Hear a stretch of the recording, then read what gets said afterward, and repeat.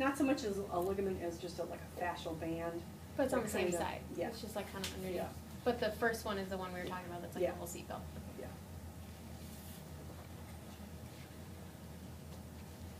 Okay, so let's talk about those muscles just a little bit more.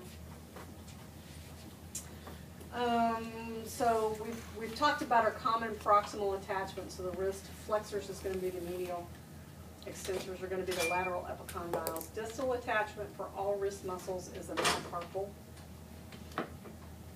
So basically what happens is to have access to moving the wrist, you've got to come across the wrist to make that happen. So those are going to attach really at the base of the metacarpals. Okay, pretty much the names of the muscles are going to tell you what their actions are. Flexor versus extensor, ulnaris versus radialis.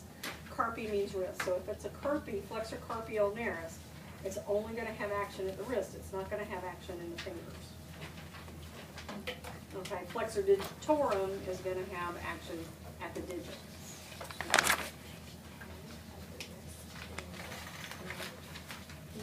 So here's some pictures of, some of those muscles. So you can see how you've got all your forearm musculature, but then you see how we've got these long, skinny tendons coming down, and it gets even longer once we get into the fingers. So that's extensor carpi ulnaris, extensor carpi radialis longus. That's what those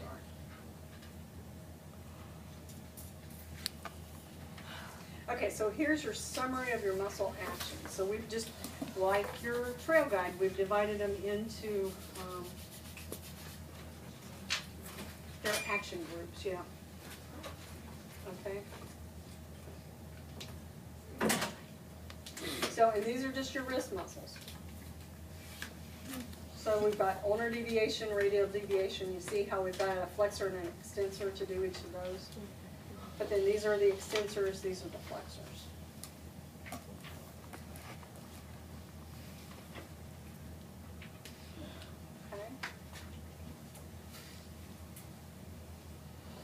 Okay, so the posterior muscles, this is what I was telling you about earlier. The posterior muscles are going to be the radial nerve, anterior, lateral aspect is going to be the median nerve, and the medial aspect is going to be the ulnar nerve. And so there's a picture, I've got a picture of that coming up.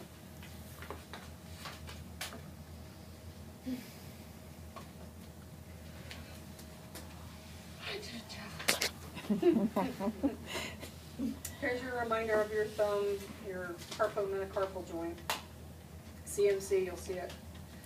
Carpometacarpal joint, and that's your saddle joint.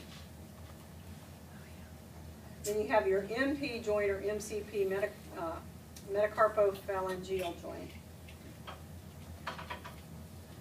Oftentimes that's called MP, metacarpophalangeal joint.